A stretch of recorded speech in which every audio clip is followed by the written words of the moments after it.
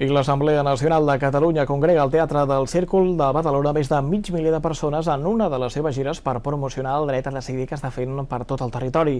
L'acte titulat Badalona, ciutat clau per la independència, ha estat presentat per l'humorista Quim Masferrer i la ponent convidada ha estat l'escriptora badalonina Sílvia Soler.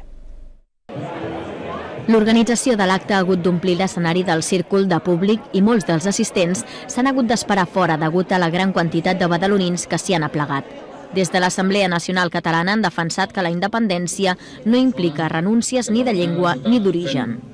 Estem intentant fer un país millor per a tots. Parlem la llengua que parlem, ens sentim com ens sentim. La gent no li preguntem al passat ni d'on ve ni quina llengua parla. Li demanem que participem nosaltres en un projecte de futur.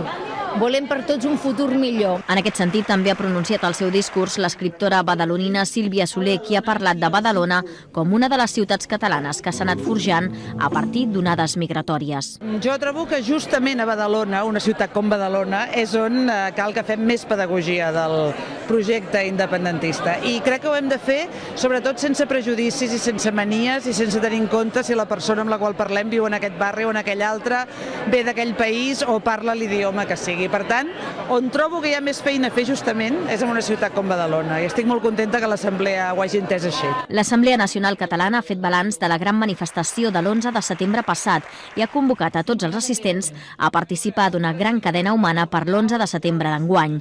La clausura de l'acte ha anat a càrrec del Cor de Marina, qui ha interpretat Els Segadors enmig dels crits d'independència per part del públic.